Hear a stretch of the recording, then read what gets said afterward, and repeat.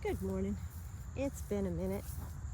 So I'm gonna take you out here to the improvements that have been done.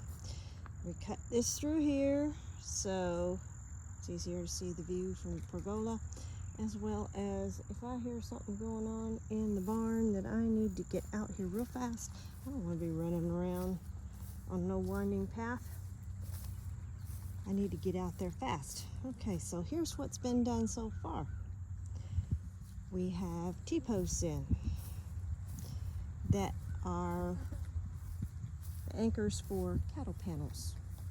And then we did a redneck shade cloth. In order to do that, all you need is some good of that non-woven weed mat.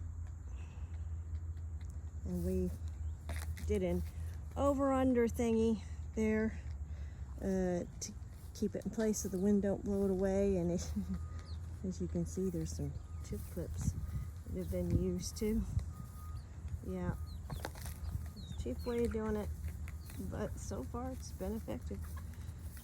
And yeah, and then there's a chip clip.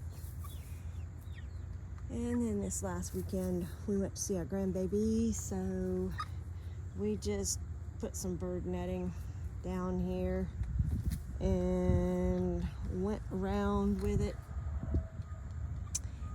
And on the bottom part we put some chicken wire in there, and it's just for those occasions when we're not going to be at home. So the poop from the barn. Oh, and the other thing is the omelet doors in. I'll take you around the other side for that. So yeah, this is what we're doing with the chicken poop. We built a trench out here. We're putting the chicken poop in with shavings and all that, and then we're putting some good soil and sand on top of it and let it sit for a little bit, and then we will put in a chicken garden, herbs and things that are good for their health. And we put a little mulberry tree out here in between the two chestnuts, and yeah, it's kind of close on how it's going to be, but you know what, I'm sadistic enough to want to see what happens.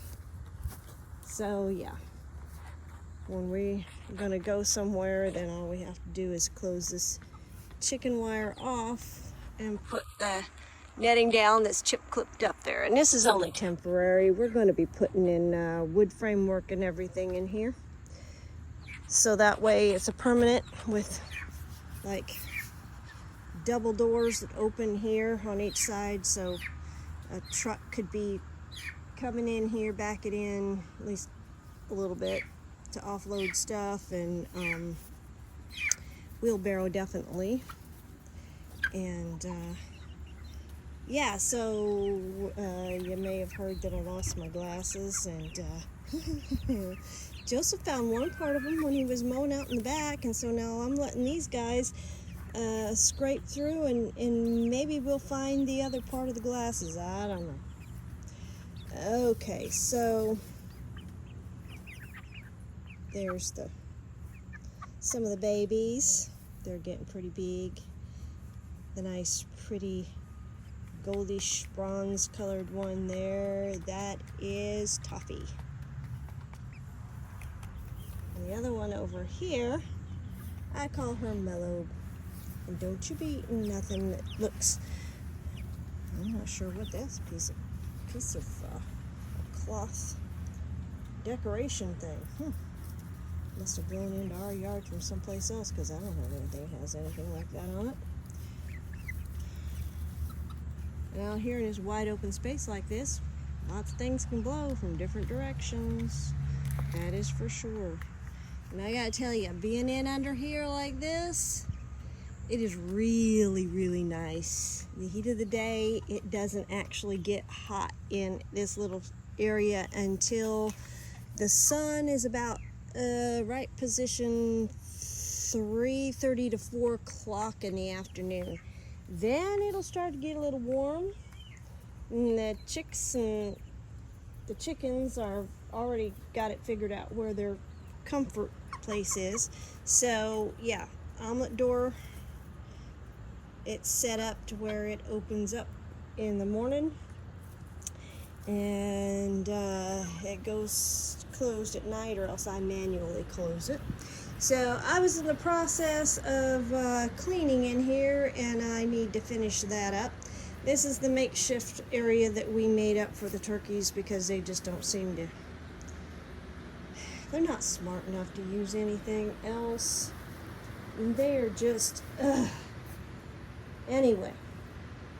So yeah, we're going through a lot of water at this time of year.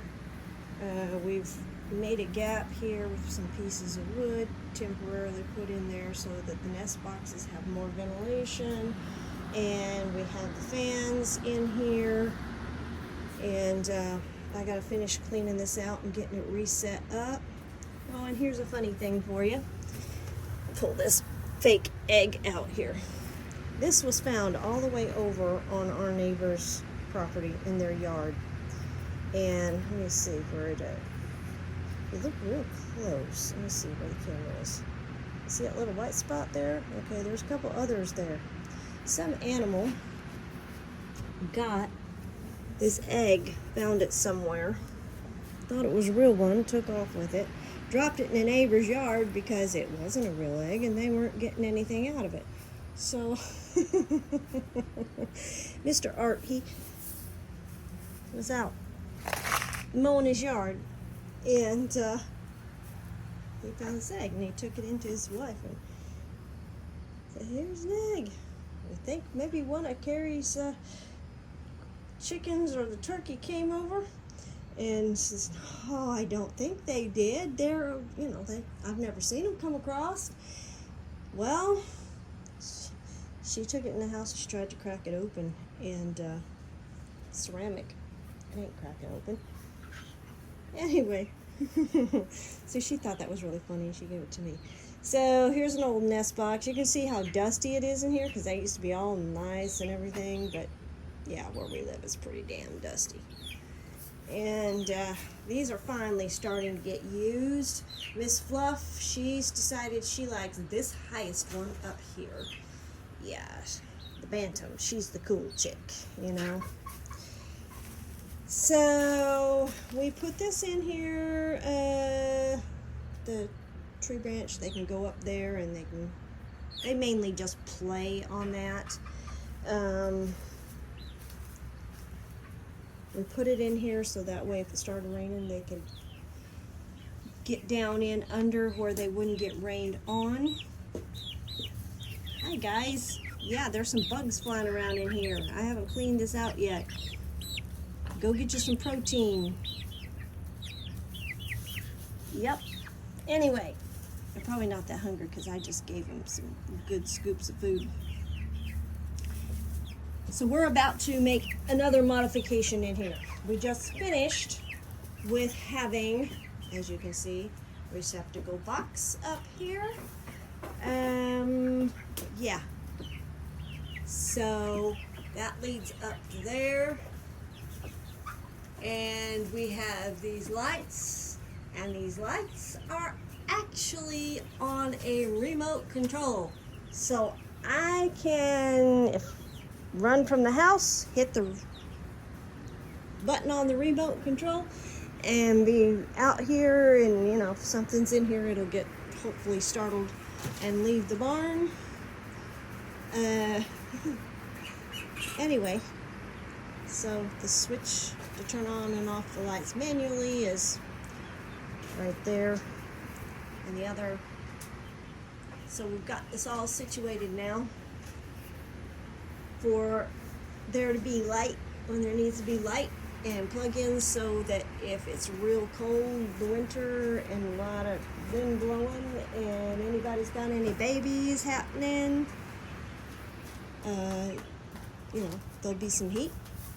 And so I've kind of come to the conclusion. Joe just basically is like, okay. And builds what needs to be built. So this, we're going to probably cut it down. Take about 2 foot wide or so piece of it, 3 foot, whatever. Bring it out from the wall off these 4x4 posts, support posts here. Take it, make like a box that lid opens or some sort of thing that's up off the ground, and it'll make it an area where they can get in under. Could be a nest site, or it can also just be shelter for them to get in to get warm or get out of the rain, because these last few rainstorms that we had up there, it really blew in. So Joe says he thinks he knows what he can do to fix that so it's not so bad, because it just came down the wall in sheets, almost like you see a fountain in a fancy, whatever. Those fountains that come down over the big huge slabs of granite and all that kind of stuff. Just saw one in a museum in St. Pete this last weekend. Anyway, so that leads to soggy floor back here, and that's not good. You have too many days of that, then that leads to molds and all kinds of stuff. And yeah, we want these guys to stay nice and healthy. So I tell you, this barn has basically become my happy place. Out here with my chicks and my chickens. And then if the turkeys come in, yeah. I just, I'll be happy to eat them for Thanksgiving and Christmas. They are dumber than a box of rocks. And boxes of rocks are pretty darn awesome. But those turkeys are not. So, anyway, we get some northwest winds coming in through here. So, it's good to have the ability to close these doors here. And we have the rebar here that we can just pull up. Since I'm doing this one-handed, I'm going to have to push this up a foot. And wiggle it up here. And then push it apart.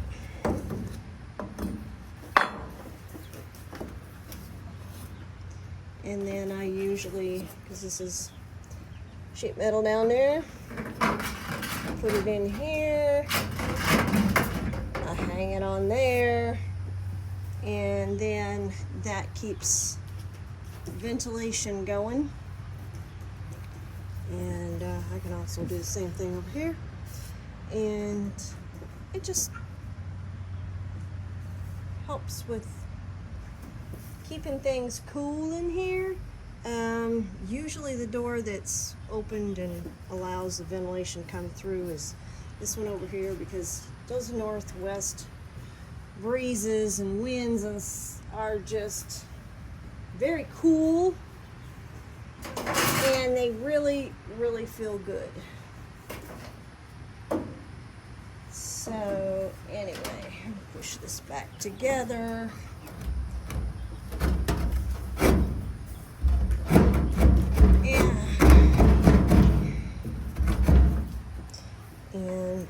We still have to do some kind of rebar thing down in here. We've got basically 2 weeks to get things ready for storm season. So that's our focus more than the garden right now. And then of course before we had the redneck shade cloth up here with our beautiful little clips holding it in place. Oh, my yellow one popped off. Okay, well, I'll have to fix that. Anyway, so we have this awning up there, but there's some spaces around the awning. I'm not sure what Joe did, but he's definitely not as much a perfectionist as he used to be. So he needs to add another piece on this side over here.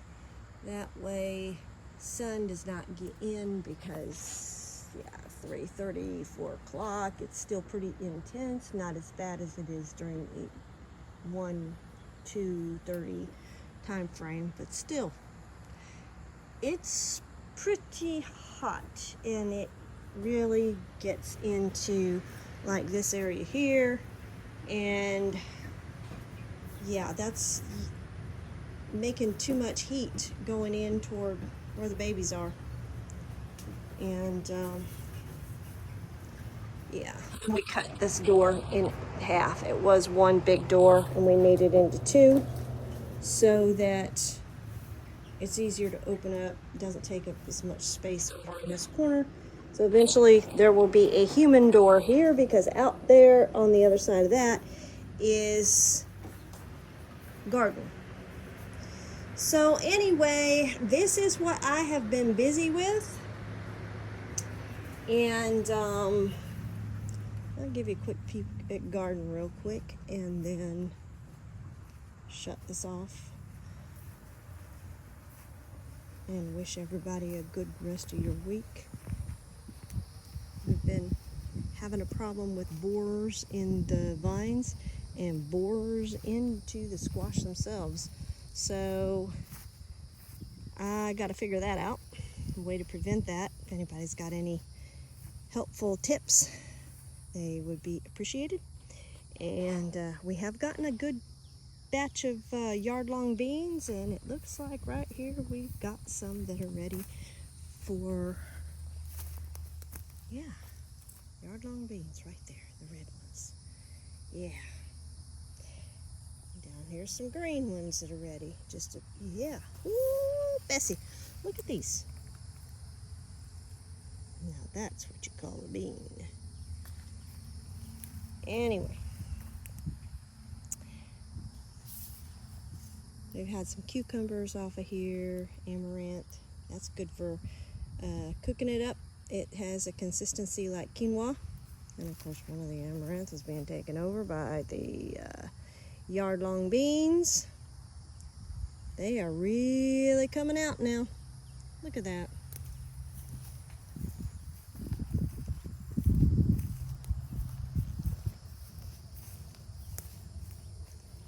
I like seeing that. That is dinner. I can can these. That's the one thing nice about yard-long bean. It doesn't take up a lot of space and it produces a lot. Look at this. Yep. Okay, so the other thing I'm waiting on, looks like I got some squashes just about ready, but it also looks like something might be taking a nibble off of it. So here's our potatoes, regular old Irish potatoes as they call them. And we have harvested out of here already some white potatoes and some that have the yellow skin, or not yellow, purple skin on them. Norland, no. Yeah, we had a Norland that we pulled out, some Norlands, which are red on the outside, of course the white on the inside. And huckleberries, that's what I'm looking for. Those are, and I actually got some potatoes from this plant that was originally a potato plant from the grocery store that started growing some eyes. And this is a goji berry, little tree. We got some tomatoes started. We have had a battle with hornworms, but this bed does not seem to have that kind of problem, and I think it is mainly because we have the turnips here, which I'm just letting them go to whatever, and we've also got the dill. That's what those yellow flowers are. So yeah, and this garden is, I guess I need to go through and give you a down low on what I did with soils, because each of these gardens through here, there, all that. Well, these two down here have the same soil mix in them, but this is different and this is different. It's an experiment to see what's going to be okay. And then we've got our peach tree, Florida Prince.